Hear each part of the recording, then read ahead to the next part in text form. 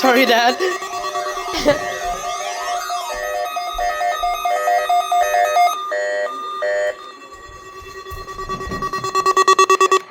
receivers are normally conducted every Wednesday between 11 a.m. and noon. If there is a threat of severe weather on the day of the test, it will be postponed until the following week. This concludes this test. We now return to our regular programming.